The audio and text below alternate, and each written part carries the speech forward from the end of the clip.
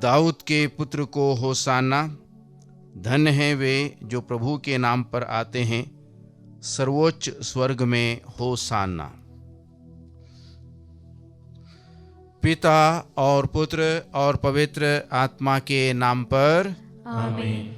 हमारे प्रभु यीशु ख्रिस्त की कृपा, ईश्वर का प्रेम और पवित्र आत्मा का साहचर्य आप सबको प्राप्त हो और आपकी आत्मा के साथ। प्यारे भाइयों और बहनों, आज हम वर्ष के धर्म विधि, पूजन विधि वर्ष के अति महत्वपूर्ण, अति आवश्यक समय में, काल में प्रवेश कर रहे हैं। यानी कि पुण्य सप्ताह, पावन सप्ताह, होली वीक में हम प्रवेश कर रहे हैं। 40 की राख बुधवार से लेकर हमारी तैयारी इसी सप्ताह के लिए थी, और इस सप्ताह में हम प्रभु का पीड़ा सहन, मरण और पुनरुत्थान, पास्का रहस्यों को मनाएंगे, जिस पर हमारा विश्वास आधारित है, जो कि हमारे विश्वास का केंद्र है। और इन पास्का रहस्यों के बिना हमारा विश्वास ठहरता नहीं, रुकता नहीं, उसका कोई औचित्य नहीं रह जाता। यानी कि हम अति महत्वपूर्ण काल में आज प्रवेश कर रहे हैं। आज के धर्म विधि के 2 भाग होते हैं। एक है यीशु का यरूशलेम में भव्य प्रवेश, खजूर की डालियों की आशीष के साथ होता है, और दूसरा है प्रभु का दुख भोग, यानी कि प्रभु के दुख भोग को हम स्मरण करते हैं। दुख भोग को हमारे लिए पढ़कर सुनाया जाता है, यानी कि पाम ब्लेसिंग, खजूर ब्लेसिंग, और उसके साथ बाद दुख भोग, तो विशेष भाग होते हैं। पर ये 2 भागों वाला मिस्सा या धर्म विधि एक ही मिस्सा में किया जाना है। यदि कोई पल्ली में 3 मिस्सा हो, 3 मिस्साओं में ये दोहराया नहीं जा सकता, सिर्फ एक में। बाकी मिस्साओं में सिर्फ पैशन विधि, यानी कि दुख भोग की विधि को मात्र किया जाना है। खजूर से का जुलूस नहीं निकाला जा सकता। ये आज की धर्म विधि को लेकर नियम है, कलीसिया द्वारा निश्चित निर्धारित। तो आइए हम पावन काल में, पुण्य काल में प्रवेश करने जा रहे हैं, और इसीलिए हम इस गिरजाघर में यहाँ पर एकत्र हुए हैं, उपस्थित हुए हैं। तो आइए अपने को हम योग्य बनाएं, पावन बनाएं, गलतियों, पापों, भूल चूकों के लिए क्षमा की याचना करें, जिससे कि इस संपूर्ण सप्ताह को हम प्रभु के साथ, प्रभु के दुखों के साथ का मनन चिंतन करते हुए व्यतीत कर सकें। इसके लिए हम कृपा मांगे। हे भाइयों बहनों, मैं सर्वशक्तिमान ईश्वर और आप लोगों के सामने स्वीकार करता हूँ कि मैंने मन, वचन और कर्म से तथा अपना कर्तव्य पूरा न करने से, अपने कसूर से, अपने भारी कसूर से घोर पाप किया है। इसलिए मैं नित्य कुमारी धन्य मरियम से, सब स्वर्ग दूतों, संतों और आप लोगों से, हे भाइयों बहनों, विनती करता हूँ कि आप लोग मेरे लिए प्रभु ईश्वर से प्रार्थना करें। सर्वशक्तिमान ईश्वर हम लोगों पर दया करे और हमारे पाप क्षमा कर हमें अनंत जीवन प्रदान करें। आमीन।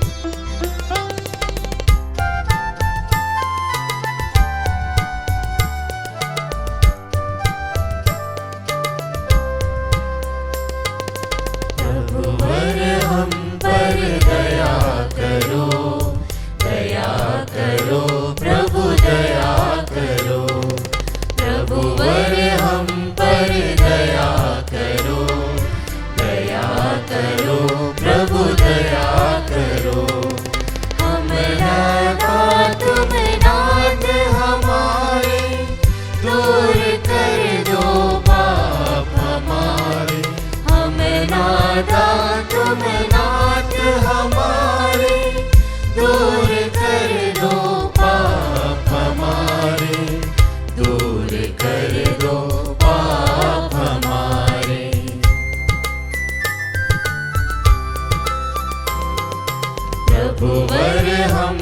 पर दया करो, दया करो प्रभु दया करो, प्रभुवर हम पर दया करो, दया करो प्रभु दया करो।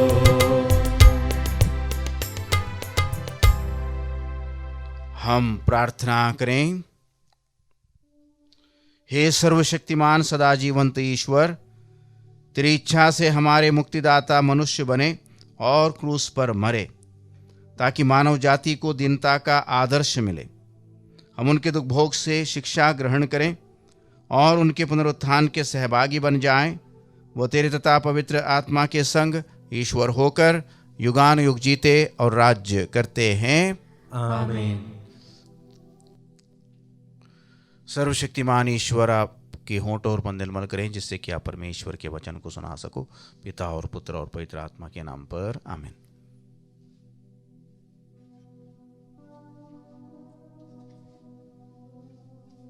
पहला पाठ नबी इसायास का ग्रंथ, अध्याय 50, वाक्य संख्याएं 4 से 7। पाठ का मूल सारांश इस प्रकार है। मैंने अपमान करने वालों से अपना मुंह नहीं छिपाया। मैं जानता हूं कि मुझे निराश नहीं होना पड़ेगा।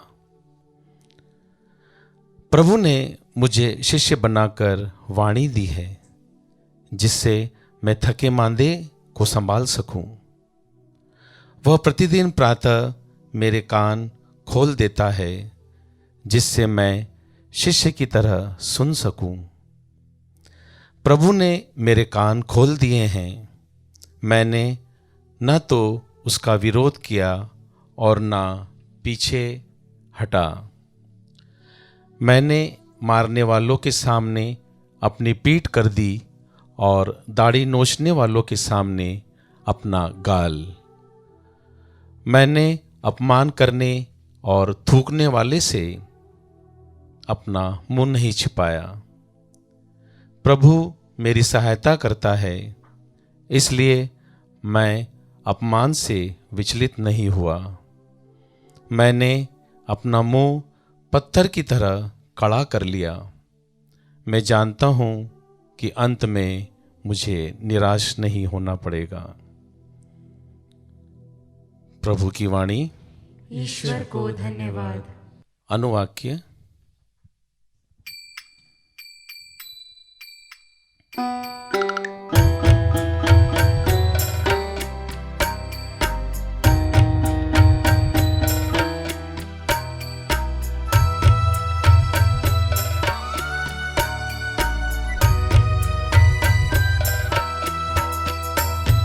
मुक्तिदाता क्रिस्त राजा, चतुर्दिक तव मान गूंजे।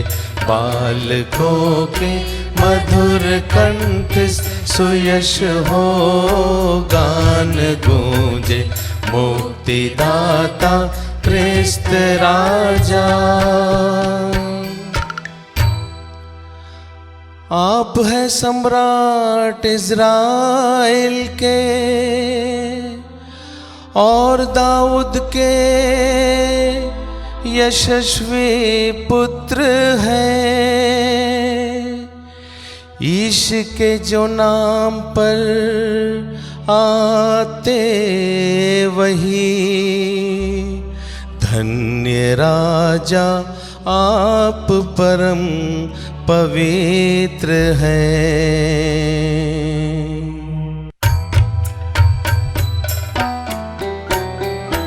मुक्तिदाता क्रिस्त राजा, चतुर्दिक तव मान गूंजे। बालकों के मधुर कंठ सुयश हो गान गूंजे। मुक्तिदाता क्रिस्त राजा। डालियां लेकर खजूरों की चले थे यहूदी एक दिन सम्मान को। आज हम है सामने आते प्रभु, भजन पूजा विनय चढ़ाने आपको।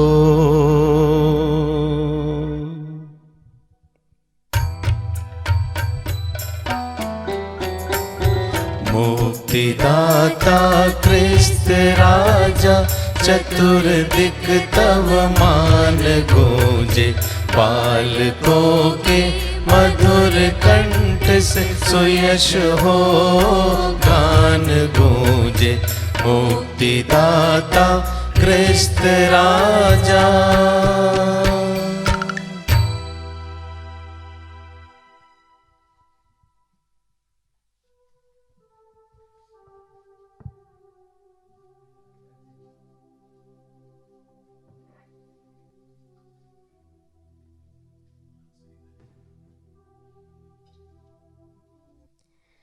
दूसरा पाठ फिलिपियों के नाम संत पौलुस का पत्र, अध्याय 2, पद संख्या 6 से 11।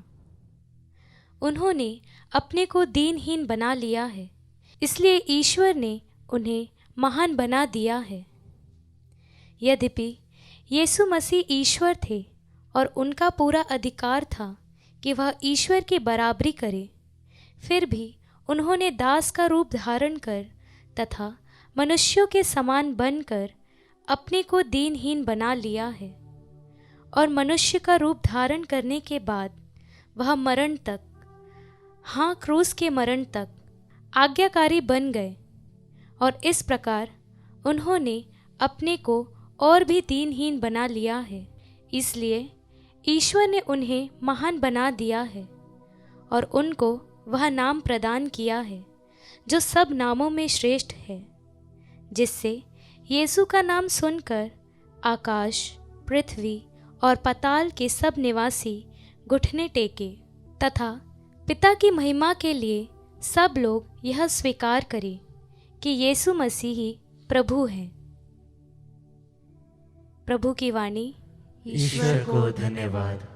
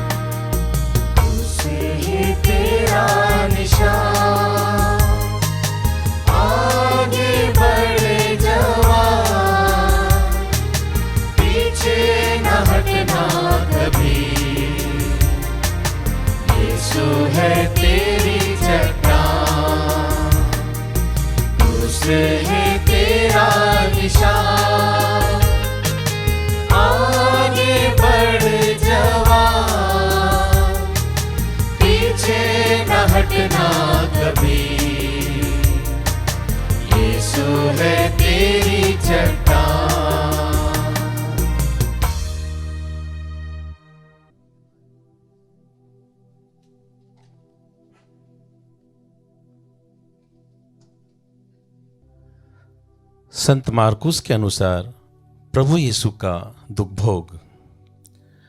पास्का तथा बेखमीर रोटी के पर्व में 2 दिन रह गए थे।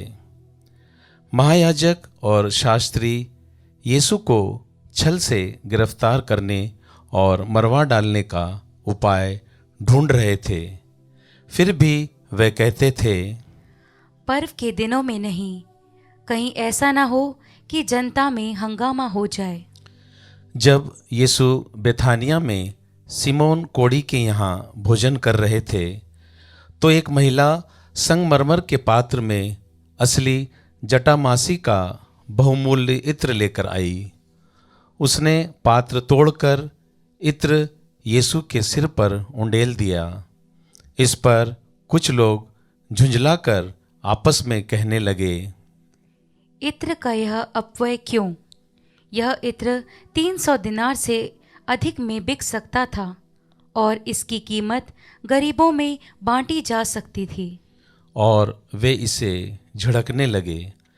यीशु ने कहा, इसे छोड़ दो, इसे क्यों तंग करते हो? इसने मेरे लिए भला काम किया। गरीब तो बराबर तुम लोगों के साथ रहेंगे। तुम जब चाहो उनका उपकार कर सकते हो, किंतु मैं हमेशा तुम्हारे साथ नहीं रहूँगा। जो कुछ यह कर रही थी इसने कर दिया। इसने दफन की तैयारी में पहले ही से मेरे शरीर पर इत्र लगाया है। मैं तुम लोगों से कहे देता हूँ, सारे संसार में जहाँ कहीं सुसमाचार का प्रचार किया जाएगा, वहाँ इसकी स्मृति में इसके इस कार्य की भी चर्चा होगी। 12 में से एक युदस इस्करियोती महायाजकों के पास गया और उसने यीशु को उनके हवाले करने का प्रस्ताव किया। वे सुनकर बहुत प्रसन्न हुए। उन्होंने उसे रुपया देने का वादा किया और युदस यीशु को पकड़वाने का अवसर ढूंढने लगा।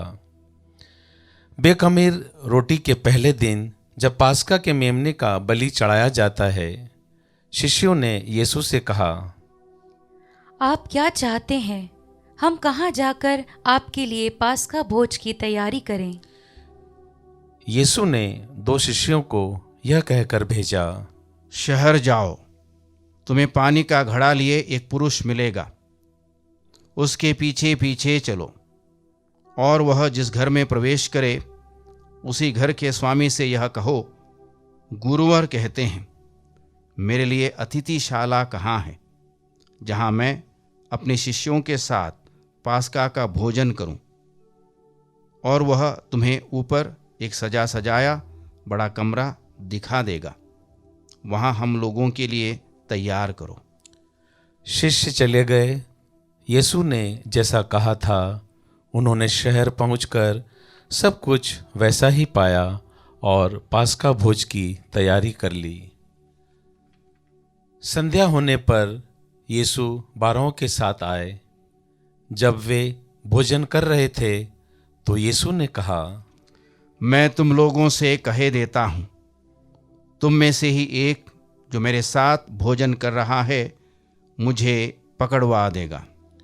वे बहुत उदास हुए और एक एक करके उनसे पूछने लगे, कहीं वह मैं तो नहीं हूँ? यीशु ने उत्तर दिया, वो 12 में से एक है और मेरे साथ थाली में खा रहा है। मानव पुत्र तो चला जाता है जैसा कि उसके विषय में लिखा है, परंतु धिक्कार उस मनुष्य को जो मानव पुत्र को पकड़वाता है। उस मनुष्य के लिए कहीं अच्छा ही होता कि वह पैदा ही नहीं हुआ होता। उनके भोजन करते समय यीशु ने रोटी ली और आशीष की प्रार्थना पढ़ने के बाद उसे तोड़ा और यह कहते हुए शिष्यों को दिया, इसे लो, यह मेरा शरीर है। तब उन्होंने प्याला लेकर धन्यवाद की प्रार्थना पढ़ी और उसे शिष्यों को दिया और सब ने उसमें से पिया। यीशु ने उनसे कहा, यह मेरा रक्त है, विधान का रक्त, जो बहुतों के लिए बहाया जा रहा है। मैं तुमसे कहे देता हूँ, जब तक मैं ईश्वर के राज्य में नवीन रस ना पी लूँ, तब तक मैं दाग का यह रस फिर नहीं पीऊँगा। भजन गाने के बाद वे जैतून पहाड़ चल दिए। यीशु ने उनसे कहा, तुम सब विचलित हो जाओगे, क्योंकि यह लिखा है, मैं चरवाहे को मारूंगा और भेड़ें तितर बितर हो जाएंगी। किंतु अपने पुनरुत्थान के बाद मैं तुम लोगों से पहले गलीलिया जाऊंगा। इस पर पेतरुस ने कहा, चाहे सभी विचलित हो जाए, किंतु मैं विचलित नहीं होऊंगा। यीशु ने उत्तर दिया, मैं तुमसे कहे देता हूँ, आज इसी रात को मुर्गे के बांग देने से पहले ही तुम मुझे 3 बार अस्वीकार करोगे। किंतु वह और भी जोर से कहता जाता था, मुझे आपके साथ चाहे मरना ही क्यों न पड़े, मैं आपको कभी अस्वीकार नहीं करूंगा। और सब शिष्य यही कहते थे। वे गेतसेमनी नामक बारी में पहुँचे। यीशु ने अपने शिष्यों से कहा, तुम लोग यहाँ बैठे रहो, मैं तब तक प्रार्थना करूँगा। वह पेत्रुस, याकूब और योहन को अपने साथ ले गए। वह भयभीत तथा व्याकुल होने लगे और उनसे बोले, मेरी आत्मा इतनी उदास है कि मैं मरने को हूँ। यहाँ ठहर जाओ और जागते रहो। वह कुछ आगे बढ़कर मुंह के बल गिर पड़े और यह प्रार्थना करने लगे, यदि हो सके तो यह घड़ी उनसे टल जाए। उन्होंने कहा, मेरे पिता, तेरे लिए सब कुछ संभव है, यह प्याला मुझसे हटा ले, फिर भी मेरी नहीं बल्कि तेरी ही इच्छा पूरी हो। तब वह अपने शिष्यों के पास गए और उन्हें सोता देखकर पेत्रुस से बोले, सिमोन, सोते हो? क्या तुम घंटे भर भी मेरे साथ नहीं जाग सके? जागते रहो और प्रार्थना करते रहो, जिससे तुम परीक्षा में न पड़ जाओ। आत्मा तो तत्पर है, परंतु शरीर दुर्बल है। और उन्होंने फिर जाकर उन्हीं शब्दों को दोहराते हुए प्रार्थना की। लौटने पर उन्होंने अपने शिष्यों को फिर सोया हुआ पाया, क्योंकि उनकी आंखें भारी थी। वे नहीं जानते थे कि हम क्या उत्तर दें। यीशु जब तीसरी बार अपने शिष्यों के पास आए तो उन्होंने उनसे कहा, अब तक सोते हो? अब तक आराम कर रहे हो? बस वह घड़ी आ गई है। देखो, मानव पुत्र पापियों के हवाले कर दिया जाएगा। उठो, हम चलें, मेरा विश्वासघाती निकट आ गया है। यीशु यह कह ही रहे थे कि 12 में से एक युदस आ गया। उसके साथ तलवारें और लाठियां लिए एक बड़ी भीड़ थी, जिसे महायाजकों, शास्त्रियों और नेताओं ने भेजा था। विश्वासघाती ने उन्हें यह कहकर संकेत दिया था, मैं जिसका चुंबन करूंगा वही है, उसको पकड़ लेना और सावधानी से ले जाना। उसने सीधे यीशु के पास आकर कहा, गुरुवर प्रणाम। और उसने उनका चुंबन किया। तब लोगों ने यीशु को पकड़कर गिरफ्तार कर लिया। इस पर यीशु के साथियों में से एक ने अपनी तलवार खींच ली और प्रधान याजक के नौकर पर चलाकर उसका कान उड़ा दिया। यीशु ने भीड़ से कहा, क्या तुम लोग मुझे डाकू समझते हो, जो तलवारें और लाठियां लेकर मुझे पकड़ने आए हो? मैं तो प्रतिदिन तुम्हारे मंदिर में शिक्षा दिया करता था, फिर भी तुमने मुझे गिरफ्तार नहीं किया। यह इसलिए हो रहा है कि धर्मग्रंथ में जो लिखा है वो पूरा हो जाए। तब सभी शिष्य यीशु को छोड़कर भाग गए। एक युवक अपने नंगे बदन पर चादर ओढ़े यीशु के पीछे हो लिया। भीड़ ने उसे पकड़ लिया, किंतु वह चादर छोड़कर नंगा ही भाग गया। वे यीशु को प्रधान याजक के यहाँ ले गए। सभी महायाजक, नेता और शास्त्री इकट्ठे हो गए थे। पेत्रुस कुछ दूरी पर यीशु के पीछे पीछे चला।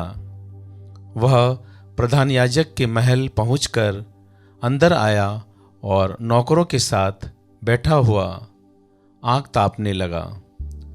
महायाजक और सारी महासभा यीशु को मरवा डालने के उद्देश्य से उनके विरुद्ध झूठी गवाही खोज रही थी, परंतु वह मिली नहीं।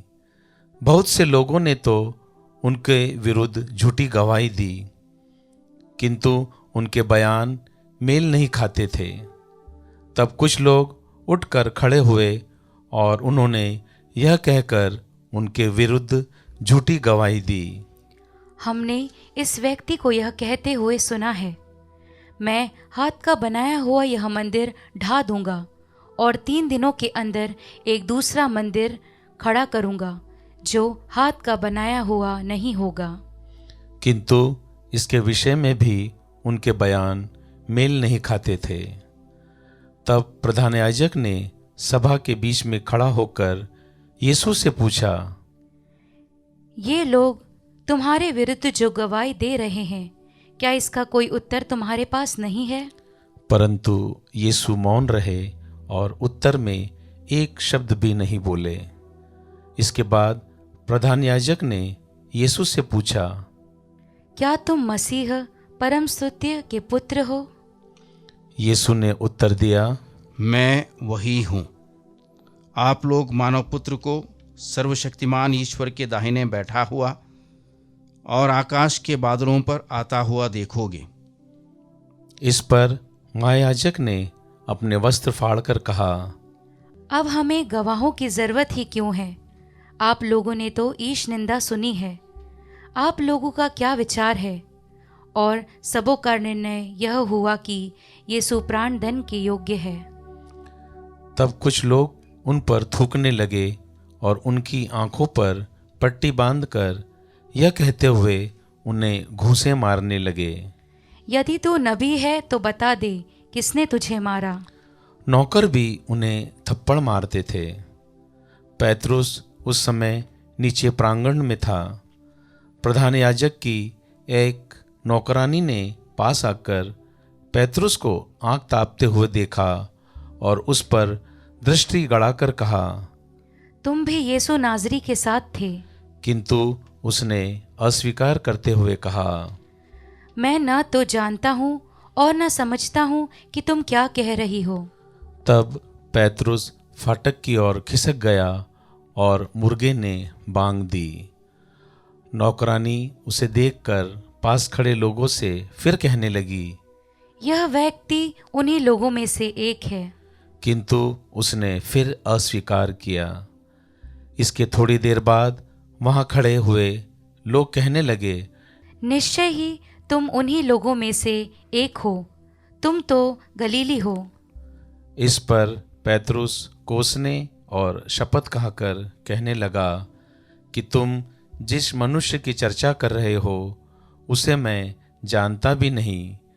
ठीक उसी समय मुर्गे ने दूसरी बार बांग दी और पैतरुस को यीशु का यह कहना याद आया, मुर्गे के 2 बार बांग देने से पहले ही तुम मुझे 3 बार अस्वीकार करोगे।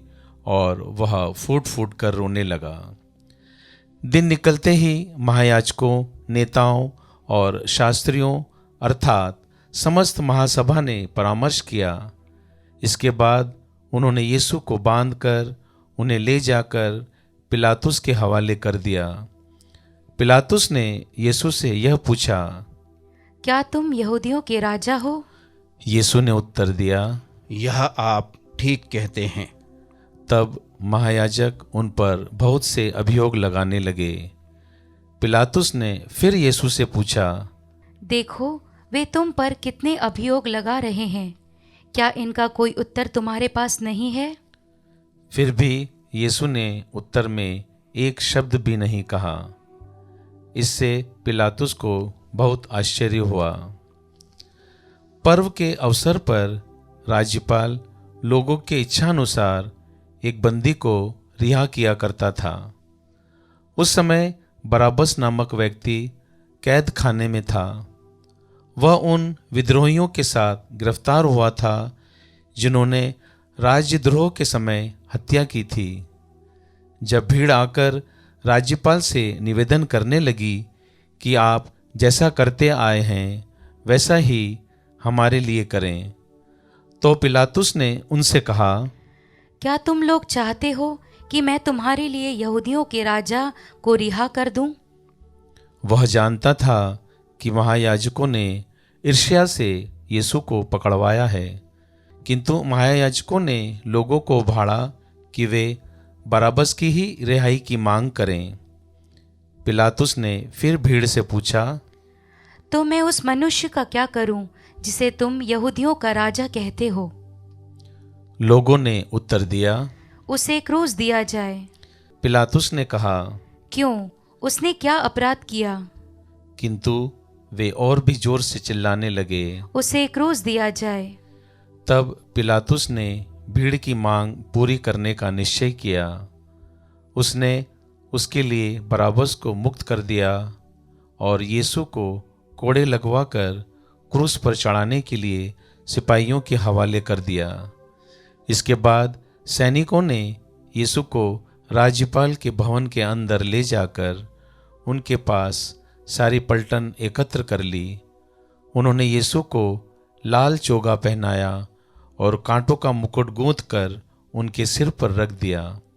तब वे यह कहकर उनका अभिवादन करने लगे, यहूदियों के राजा प्रणाम। वे उनके सिर पर सरकंडा मारते थे, उन पर थूकते और उनके सामने घुटने टेकते हुए उन्हें प्रणाम करते थे। उनका उपवास करने के बाद उन्होंने चोगा उतार कर उन्हें उनके नीचे कपड़े पहना दिए। वे यीशु को क्रूस पर चढ़ाने के लिए शहर से बाहर ले चले। उन्होंने किरेन निवासी सिमोन, सिकंदर और रफूस के पिता को, जो खेत से लौट रहा था, यीशु का क्रूस उठाकर ले चलने के लिए बाध्य किया। वे यीशु को गोलगोथा अर्थात खोपड़ी की जगह ले गए। वहाँ लोग यीशु को पित्त मिली अंगूरी पिलाना चाहते थे, किंतु उन्होंने उसे अस्वीकार किया। उन्होंने यीशु को क्रूस पर चढ़ाया और किसे क्या मिले इसके लिए चिट्ठी डालकर उनके कपड़े बांट लिए। तब उन्होंने यीशु को क्रूस पर चढ़ाया। उस समय पहला पहर बीत चुका था। दोषपत्र इस प्रकार था, यहूदियों का राजा। यीशु के साथ ही उन्होंने 2 डाकुओं को क्रूस पर चढ़ा दिया, एक को उनके दाएं और दूसरे को उनके बाएं। इस प्रकार धर्म ग्रंथ का यह कथन पूरा हो गया। उसकी गिनती कुकर्मियों में हुई। उधर से आने जाने वाले लोग यीशु की निंदा करते और सिर हिलाते हुए यह कहते थे, हे मंदिर को ढाने वाले और 3 दिनों के अंदर उसे फिर बना देने वाले, क्रूस से उतरकर अपने को बचा। महायाजक और शास्त्री भी उनका उपवास करते हुए आपस में यह कहते थे, इसने दूसरों को बचाया, किंतु यह अपने को नहीं बचा सकता। यह तो मसीह इज़राइल का राजा है। अब यह क्रूस से उतरे, जिससे हम देखकर विश्वास करें। जो यीशु के साथ क्रूस पर चढ़ाए गए थे वे भी उनका उपवास करते थे। दोपहर से तीसरे पहर तक पूरे प्रदेश पर अंधेरा छाया रहा। तीसरे पहर यीशु ने ऊंचे स्वर में पुकारा, एलोई एलोई लामा सबक्तानी। इसका अर्थ है, मेरे ईश्वर तूने मुझे क्यों त्याग दिया। यह सुनकर पास खड़े लोगों में से कुछ ने कहा, देखो वह एलियस को बुला रहा है।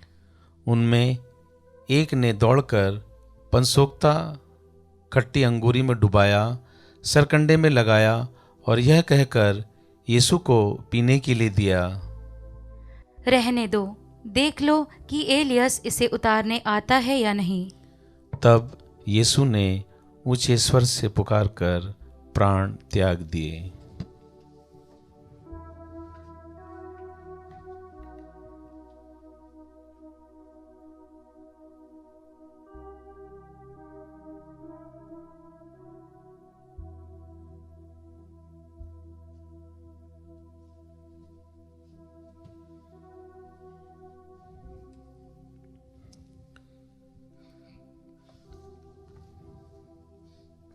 मंदिर का पर्दा ऊपर से नीचे तक फटकर 2 टुकड़े हो गया। शतपति यीशु के सामने खड़ा था। वह उन्हें इस प्रकार प्राण त्यागते देखकर बोल उठा, निश्चय ही वह मनुष्य ईश्वर का पुत्र था। वहाँ कुछ नारियां भी दूर से देख रही थी। उनमें मरियम मगदलेना, छोटे याकूब और यूसुफ की माता मरियम और सलोमी थी। जब यीशु गलीलिया में थे, वे उनके साथ रहकर उनका सेवा सत्कार करती थी। बहुत सी अन्य नारियां भी थी जो उनके साथ यरूशलेम आई थी। अब संध्या हो गई थी। उस दिन शुक्रवार था, अर्थात विश्राम दिवस के पहले का दिन। इसलिए अरिमथिया का यूसुफ, महासभा का एक सम्मानित सदस्य जो ईश्वर के राज्य की प्रतीक्षा में था, आया। वह साहस करके पिलातुस के यहाँ गया और उसने यीशु का शव मांगा। पिलातुस को आश्चर्य हुआ कि वह इतने शीघ्र मर गए हैं। उसने शतपति को बुलाकर पूछा कि क्या वह मर चुके हैं, और शतपति से इसकी सूचना पाकर यूसुफ को शव दिलवाया। यूसुफ ने छालटी का कफन खरीदा और यीशु को क्रूस से उतारा। उसने उन्हें कफन में लपेटकर चट्टान में खोदी हुई कब्र में रख दिया और कब्र के द्वार पर एक पत्थर लुका दिया। मरियम मगदलेना और यूसुफ की माता मरियम यह देख रही थी कि यीशु कहाँ रखे गए हैं। प्रभु का सुसमाचार। हे क्रिस्त तेरी स्तुति हो।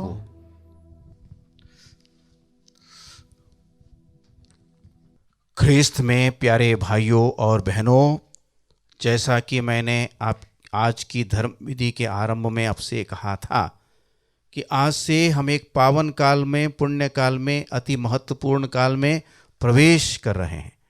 और चालीसा का सारी तपस्या हमारी इसी सप्ताह की तैयारी में थी और इस सप्ताह में हम प्रवेश कर चुके हैं। यह सप्ताह 7 दिन का है और यहाँ इस सप्ताह में मुख्य रूप से हम लोग प्रभु का पीड़ा सहन, मरण और पुनरुत्थान, हमारे पास का रहस्यों को मनाएंगे। हम जानते हैं कि ईश्वर ने दुनिया की सृष्टि रचना करने में 7 दिन लगाए। 6 दिन ईश्वर ने दुनिया की सृष्टि की और 7वें दिन ईश्वर ने आराम किया। और प्रभु यीशु क्रिस्त इस दुनिया में आए, पतित दुनिया को, आदम और हेवा के पाप के कारण गिरे हुए मानव को, पतित संसार को उठाने के लिए, उसका पुनर्निर्माण करने के लिए प्रभु यीशु ख्रिस्त इस दुनिया में आए।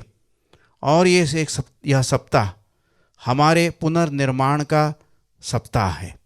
हमें अपने को यीशु के हवाले करना है, यीशु के साथ हमें चलना है, यीशु के दुखों को हमें याद करना है, स्मरण करना है, पास का रहस्यों पर हमें मनन चिंतन और विचार करना है, और यीशु के साथ हमें पुनर्जीवित होना है, हमारा पुनरुत्थान होना है, क्योंकि प्रभु सारी बातों को नवीन करने आए थे, दोबारा उसका निर्माण करने आए थे। और ये दोबारा निर्माण का सिलसिला आज से आरंभ होता है, 7 दिन तक चलता रहेगा। और इसमें हमें अपने को यीशु से सहयोग करना है, यीशु का साथ हमें देना है। हम जानते हैं कि आज की धर्म विधि में सबसे आरंभ में जुलूस निकाला जाता है और खजूर की डालियों को लहराते हुए, खजूर की डालियों का जिक्र सिर्फ योहन अपने सुसमाचार में करता है। मत्ती, मार्कुस और लूकस हमें यह बताते हैं यीशु के स्वागत में यरूशलेम वासियों ने कपड़े बिछाए, डालियां काटकर बिछाए और यीशु गधे पर सवार होकर यीशु ने यरूशलेम में प्रवेश किया था। यीशु का यरूशलेम में भव्य और दिव्य प्रवेश, यीशु का स्वागत यरूशलेम वासियों के द्वारा, इसको हमने देखा, इसका हमने अनुभव किया। प्यारे भाइयों बहनों, यीशु गधे पर सवार होकर यरूशलेम में प्रवेश किए। गधा यानी कि बोझ ढोने वाला जानवर, गधा यानी कि जानवरों में सबसे एक प्रकार से महत्वहीन ऐसा जानवर। प्रभु हमें विनम्रता का पाठ पढ़ाने आए, प्रभु हमारे पापों को ढोने आए, और इसलिए एक प्रतीक है गधा यीशु का। हम कहेंगे कि यीशु की विनम्रता का, यीशु हमारे पापों को अपने ऊपर लेने आए अपने ऊपर ढोने आए।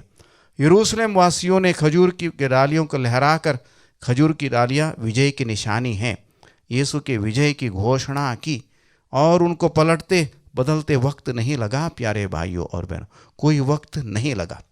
शिष्यों पर यदि अपन ध्यान दें, आज के संपूर्ण वृत्तांत में दुख भोग जो पढ़कर हमको सुनाया गया मत्ती रचित सुसमाचार से, शिष्यों पर यदि अपन ध्यान दें तो हम यही देखते हैं, अंतिम भोजन प्रभु शिष्यों के साथ कर रहा है और भोजन के समय प्रभु यीशु क्रिस्त यह कह रहा है, तुम में से एक मुझे पकड़वा देगा करके प्रभु कह रहा है। तुम सब विचलित हो जाओगे और मेरा साथ तुम छोड़ दोगे। हम देखते हैं कि शिष्यों में एक है यीशु को पकड़वाने वाला, यानी कि अपने स्वार्थ के लिए, अपने फायदे के लिए उसने यीशु का पीछा किया था। हम भी यीशु के अनुयायी हैं, यीशु के साथी हैं कि हम अपने स्वार्थ के लिए हम यीशु का पीछा कर रहे हैं, यीशु के साथी हैं। हम जानते हैं कि यीशु ने अपने अस्वीकारे जाने पर प्रभु ने कहा था पेतरुस को लेकर और अन्य शिष्यों को लेकर भी, और प्रभु ने कहा सब छोड़ दोगे करके कहा था, और ये पेतरुस ने कहा था कि भले ये आपका साथ छोड़ दें पर मैं नहीं छोड़ूंगा, मैं आपके लिए मरने के लिए भी तैयार हूँ। हमारे विश्वास की बातों को लेकर हम बड़े बड़े दावे कर सकते हैं, बड़ी बड़ी बातें कह सकते हैं, पर मौका आने पर, समय आने पर दावों को पूरा करने में हमें हिम्मत नहीं है, साहस नहीं है, विश्वास नहीं है। हमारी शक्ति हमारा साथ नहीं देती। ये हम में से हर एक को लेकर हकीकत है, हर एक की कहानी है। इसे हमें याद रखना है। हम यीशु की शक्ति से, सामर्थ्य से ही सच्चे क्रिस्तीय हो सकते हैं।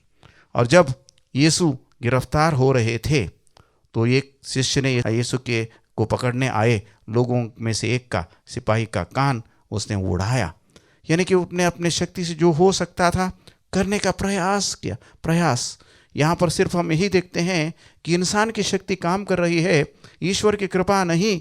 और जब वो गिरफ्तार हो गया प्रभु यीशु ख्रिस्त, सब छोड़कर भाग गए। उनकी शक्ति, उनका विश्वास काम नहीं आया।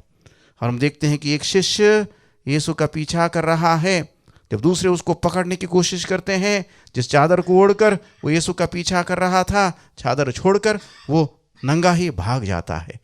यानी कि हिम्मत नहीं है, साहस नहीं है, उसका विश्वास काम नहीं आया। प्यारे भाइयों और बहनों, पेतरुस भी दूर से यीशु का पीछा करता है और जब उससे पूछा जाता है क्या तुम यीशु के अनुयायियों में से एक नहीं हो, वो यीशु को अस्वीकार करता है। यानी कि प्यारे भाइयों और बहनों, कुल मिला के शिष्यों की स्थिति दयनीय है। क्या मेरी स्थिति, आपकी स्थिति विश्वास को लेकर यीशु के अनुयायियों के रूप में दयनीय नहीं है, इसी प्रकार की नहीं है? क्या हमें यीशु से कृपा नहीं मांगनी चाहिए, शक्ति नहीं मांगनी चाहिए, सामर्थ्य नहीं मांगनी चाहिए कि बपतिस्मा की प्रतिज्ञाओं के अनुसार मैं अपने जीवन को व्यतीत करूं, संस्कारों की कृपाओं के अनुसार मैं मेरा क्रिस्तीय जीवन, क्रिस्तीय पहचान बनाऊं, और चाहे जो भी कठिनाई आ जाए, उस कठिनाई का मुकाबला, सामना करते हुए सच्चा क्रिस्तीय बनूं। मेरी जान की या मेरे जीवन की कोई भी बात की परवाह किए बगैर आपका सच्चा अनुयायी, सच्चा शिष्य बनूं, ये कृपा मुझे दीजिए करके हमें प्रार्थना करना है। क्योंकि हम कमज़ोर हैं, हम इंसान हैं, हम मनुष्य मात्र हैं, परिस्थितियों का हम शिकार बन जाते हैं, हमारे स्वार्थ का हम शिकार बन जाते हैं और इनका सामना करने में हम असमर्थ रहते हैं। तो हमें चाहिए कि हम प्रार्थना करें, हम प्रभु का दुख भोग इस सप्ताह में पढ़ें। आज हमें प्रभु का दुख भोग मार्कुस रचित सुसमाचार से पढ़कर सुनाया गया। शुक्रवार के दिन यूहन्ना रचित सुसमाचार से पढ़कर सुनाया जाएगा। यानी कि पुण्य सप्ताह में 2 बार प्रभु का दुख भोग हमें पढ़कर सुनाया जाता है, क्योंकि प्रभु का दुख भोग हमारे लिए आवश्यक है। प्रभु के जीवन की अन्य, प्रभु का जन्म को लेकर 2 ही सुसमाचार मत्ती और लूकास मात्र लिखते हैं। प्रभु के पुनरुत्थान को लेकर सभी सुसमाचार के लेखक बताते हैं, पर संक्षेप में। पर प्रभु का दुख भोग बड़े विवरण के साथ सुसमाचार के लेखक इसे हमारे समक्ष रखते हैं। यानी कि प्रभु का दुख भोग हमेशा हमारे स्मरण में रहे, तो हमें इसका पूरा प्रयास करें। प्रभु के दुख भोग को हम पढ़ें, मनन चिंतन करें, मनन ध्यान करें और प्रभु से हम आशीष कृपा मांगें।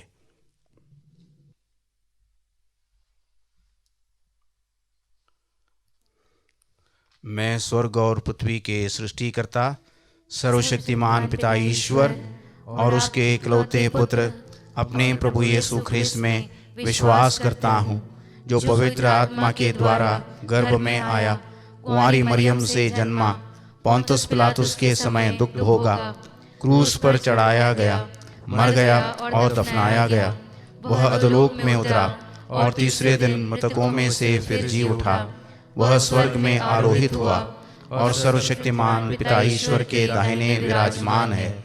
वहां से वह जीवितों और मृतकों का न्याय करने आएगा।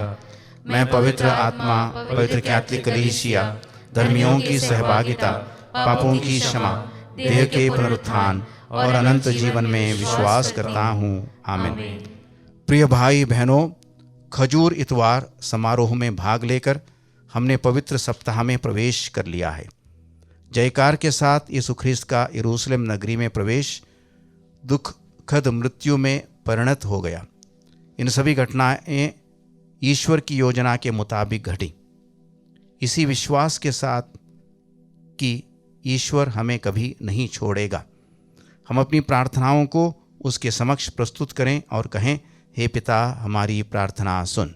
हे पिता हमारी प्रार्थना सुन। माता कलीसिया, पिता ईश्वर, मुक्तिदाता यीशु ख्रिस्त और प्रेरितों की रानी माता मरियम तथा पवित्र आत्मा के प्रेम और संरक्षण की उपस्थिति का एहसास लोगों को दिला सके, इसके लिए हम ईश्वर से प्रार्थना करते हैं। हे पिता हमारी प्रार्थना सुन। जो लोग रंग, जाति, धर्म और भाषा के कारण दूसरों से दुर्व्यवहार करते हैं, इस तरह के भेदभाव उनके मन में ना रहें और वे मानव जाति की एकता और विश्व बंधुत्व को बढ़ावा दें। इसके लिए हम पिता ईश्वर से प्रार्थना करते हैं। हे पिता हमारी प्रार्थना सुन। जो क्रिस्ती कलीसिया के स्थानीय नेताओं के साथ टकराव के कारण कलीसिया पर दोषारोपण कर इससे अलग हो गए हैं, वह यह समझें कि कलीसिया की देखरेख ईश्वर करता है और वह सबों का भला चाहता है। इसके लिए हम ईश्वर से प्रार्थना करते हैं। हे पिता हमारी प्रार्थना सुन। हम सभी क्रिस्तीय जो इस समारोह में भाग लेने के लिए आए हैं, इस आश्वासन के साथ यहाँ से विदा लें कि मृत्यु नहीं बल्कि पुनरुत्थान ही हमारा जीवन का अंतिम मकसद है। इसके लिए हम ईश्वर से प्रार्थना करते हैं। हे पिता हमारी प्रार्थना सुन। हम अपने निजी मतलबों के लिए प्रार्थना करें। विशेष रूप से हम शोषित, पीड़ित कलीसिया के लिए प्रार्थना करें। अत्याचार का शिकार कलीसिया के लिए प्रार्थना करें। संगठनों द्वारा हो, विचारधारा के लोगों द्वारा हो, या शासन या प्रशासन द्वारा हो, कलीसिया को कहीं कहीं बदनाम करने का, प्रताड़ित करने का, परेशान करने का और कलीसिया को खतरे में डालने का, विश्वासियों को स्वतंत्रतापूर्वक अपना विश्वास का पालन करने का अधिकार से वंचित कर रखने का प्रयास किया जा रहा है और कलीसिया को बदनाम करने का प्रयास किया जाता है। ऐसे सभी जगहों के विश्वासियों के लिए हम विशेष रूप से प्रार्थना करें। साथ ही साथ हम पापियों के लिए प्रार्थना करें। प्रभु हमारे पापों को अपने ऊपर लेने आए और सभी पापी ख्रिस्तीय जो पाप गुनाह अंधकार की में जी रहे हैं और कलीसिया के 6 नियम और परमेश्वर के 10 नियमों का उल्लंघन खुल्ला करते हैं और पापों को करते हुए उन्हें कुछ फर्क नहीं पड़ता, ऐसे सभी पापियों के मन फिराव के लिए भी हम विशेष रूप से प्रार्थना करें। हे पिता ईश्वर, तूने असीम ज्ञान से अपने पुत्र यीशु ख्रिस्त को क्रूस की यातना से गुजरने के लिए छोड़ दिया। हम तुझे धन्यवाद देते हैं क्योंकि तूने हमें पाप में गिरने से बचाया और आगे भी तेरी पवित्र कृपा से हम हर तरह की परीक्षा में सफल हो सके। हम यह प्रार्थना करते हैं प्रभु क्रिस्त के द्वारा, आमीन।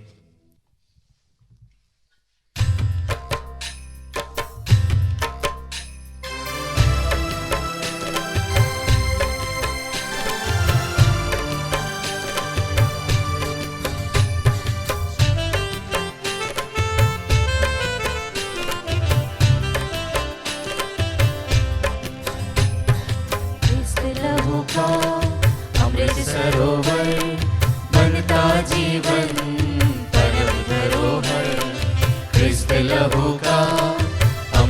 सरोवर बनता जीवन परम धरोहर। आशीष का कटोरा यही है जिसके द्वारा हम सहभागी।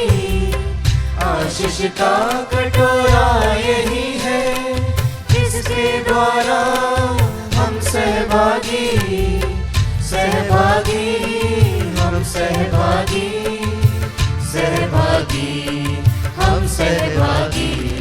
क्रिस्त लहू का अमृत सरोवर बनता जीवन परम धरोहर।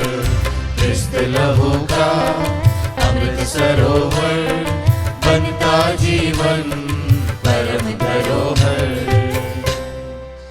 भाइयों और बहनों, प्रार्थना कीजिए कि सर्वशक्तिमान पिता ईश्वर मेरा और आप लोगों का बलिदान स्वीकार करे। प्रभु अपने नाम की स्तुति तथा महिमा के लिए और हमारे तथा अपने समस्त पवित्र कलीसिया के लाभ के लिए आपके हाथों से बलिदान स्वीकार करें। हे प्रभु, अपने इकलौते पुत्र के दुख भोग के फलस्वरूप तो हमसे शीघ्र ही प्रसन्न होने की कृपा कर। हम अपने पुण्य कर्मों से तुझे प्रसन्न नहीं कर सकते, इसलिए हम एकल बलि द्वारा हमें अपनी दया और क्षमा प्रदान कर हमारे प्रभु क्रिस्त के द्वारा। आमीन। प्रभु आप लोगों के साथ हो और आपकी आत्मा के साथ। प्रभु में मन लगाइए। हम प्रभु में मन लगाए हुए हैं। हम अपने प्रभु ईश्वर को धन्यवाद दें। यह उचित और न्याय संगत है। हे प्रभु पवित्र पिता सर्वशक्तिमान और शाश्वत ईश्वर, यह वास्तव में उचित और न्याय संगत है, हमारा कर्तव्य तथा कल्याण है कि हम सदा और सर्वत्र अपने प्रभु क्रिस्त के द्वारा तुझे धन्यवाद दें। निर्दोष होने पर भी इन्होंने पापियों के लिए स्वेच्छा से दुख भोगा और अपराधियों के लिए अन्यायपूर्ण मृत्युदंड स्वीकार किया। अपनी मृत्यु द्वारा इन्होंने हमारे अपराध मिटा दिए और अपने पुनरुत्थान द्वारा हमें फिर से धर्मी बना दिया। इसीलिए सभी स्वर्गदूतों के साथ मिलकर हम बड़े समारोह के साथ तेरा स्तुति गान करते हैं।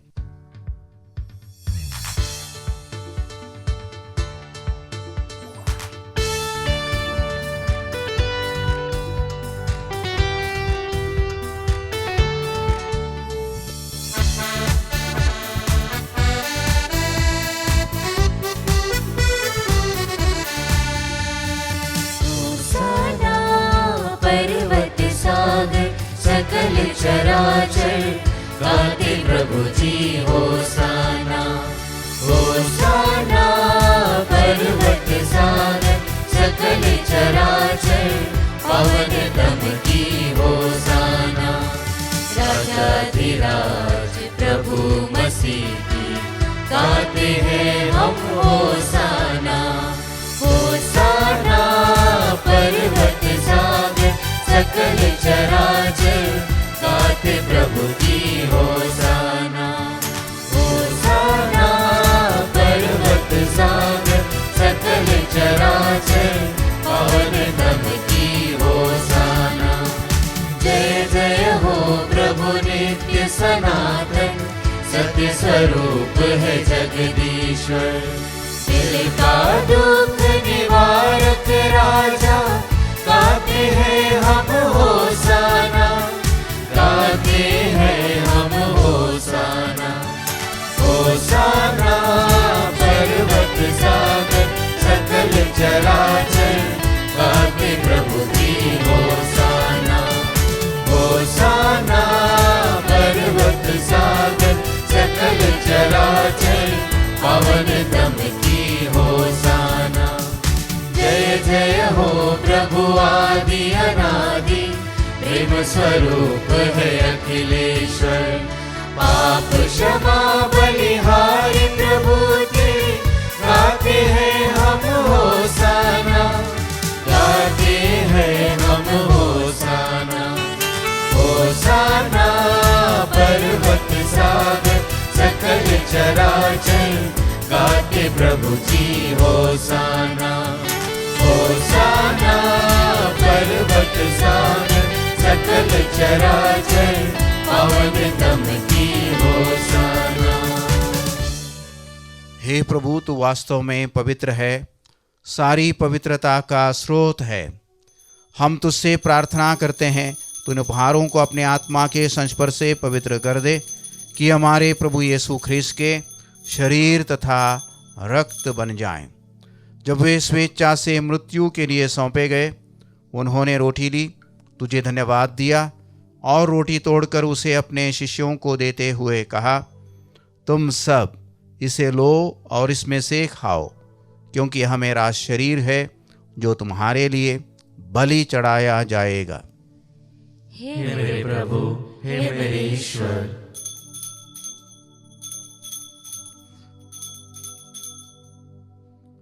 इसी भांति भोजन के बाद उन्होंने कटोरा लिया, तुझे धन्यवाद दिया और उसे अपने शिष्यों को देते हुए कहा, तुम सब इसे लो और इसमें से पियो, क्योंकि यह मेरे रक्त का कटोरा है, नवीन और अनंत व्यवस्थान का रक्त, जो तुम्हारे और बहुतों के पापों की क्षमा के लिए बहाया जाएगा।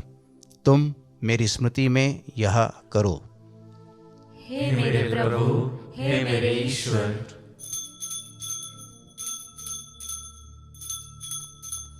विश्वास का रहस्य। हे प्रभु, जब हम यह रोटी खाते और यह कटोरा पीते हैं, तेरे पुनरागमन तक तेरी मृत्यु की घोषणा करते हैं। इसलिए हे प्रभु, हम ख्रीस्त की मृत्यु और पुनरुत्थान की स्मृति में तुझे जीवन की रोटी और मुक्ति का कटोरा चढ़ाते हैं।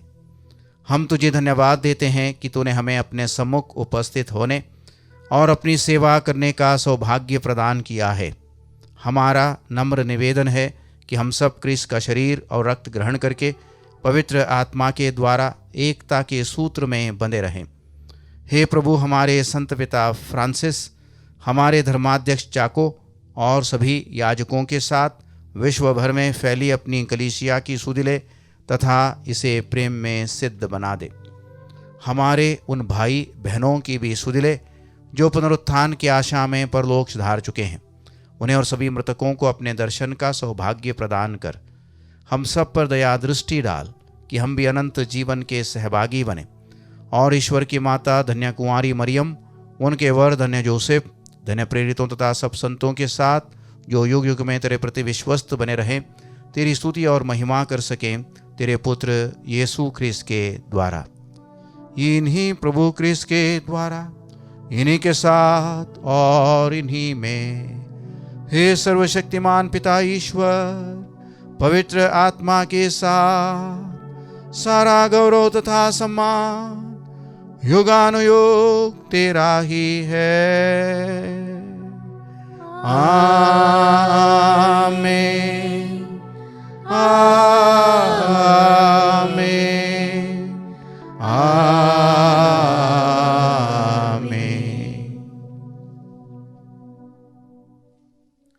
मुक्तिदाता के आदेश पर और दिव्य शिक्षा से सुदृढ़ होकर हम साहस के साथ प्रेम पूर्वक कहते हैं, हे हमारे पिता जो स्वर्ग में है, तेरा नाम पवित्र माना जाए, तेरा राज्य आए, तेरी इच्छा जैसे स्वर्ग में वैसे पृथ्वी पर भी पूरी हो। हमारा प्रतिदिन का आहार आज हमें दे, और हमारे अपराध हमें क्षमा कर, जैसे हम भी अपने अपराधियों को क्षमा करते हैं, और हमें परीक्षा में न डाल, परंतु बुराई से बचा।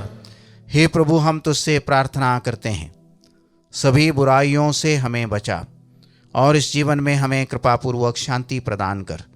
हम तेरी दया से सदा पाप से दूर और हर विपत्ति से सुरक्षित रहें और उस दिन की प्रतीक्षा करते रहें जब हमारे मुक्तिदाता यीशु ख्रीस्त फिर आकर हमारी धन्य आशा पूरी करेंगे।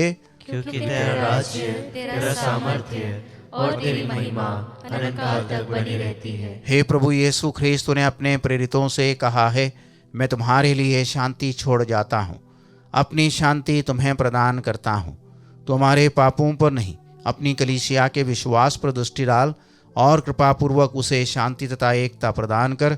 तू युगानुयुग जीता और राज्य करता है। आमीन। प्रभु की शांति सदा आप लोगों के साथ हो और आपकी आत्मा के साथ। परस्पर शांति अभिवादन कीजिए। हे ईश्वर कि मेमने तू संसार के पाप भर लेता है, हम पर दया कर।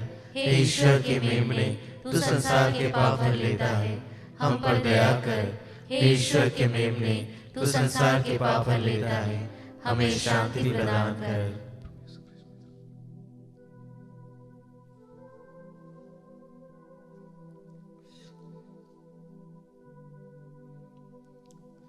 देखिए ईश्वर का मेमना, इन्हें देखिए जो संसार के पाप हर लेते हैं। धन्य हैं वे जो मेमने के भोज में बुलाए गए हैं। हे प्रभु, मैं इस योग्य नहीं हूँ कि तू मेरे यहाँ आए, किंतु एक ही शब्द कह दे और मेरी आत्मा चंगी हो जाएगी।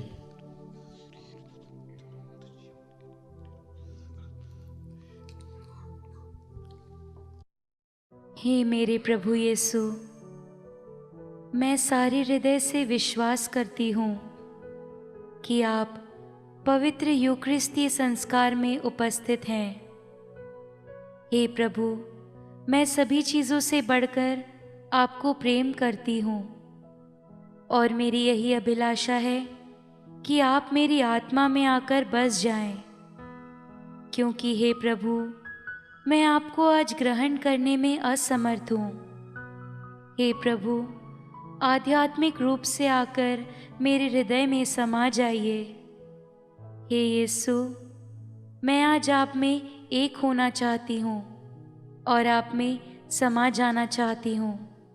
हे प्रभु, यह कभी ना होने पाए कि मैं आपसे कभी अलग हो जाऊं।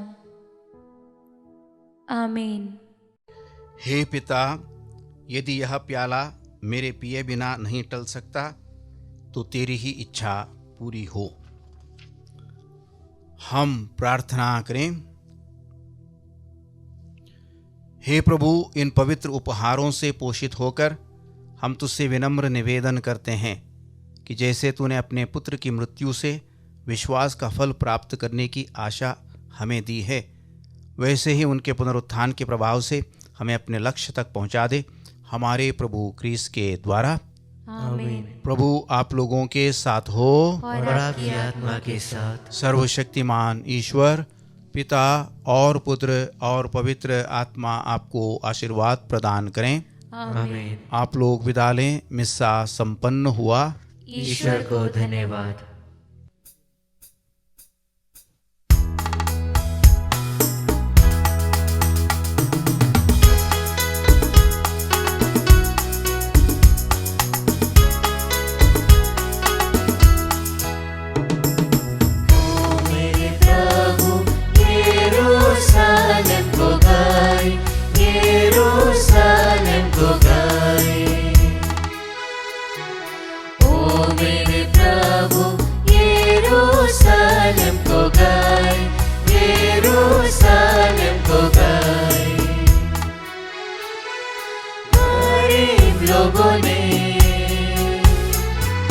गरीब लोगों ने कपड़े मार में बिछाए, कपड़े मार में बिछाए।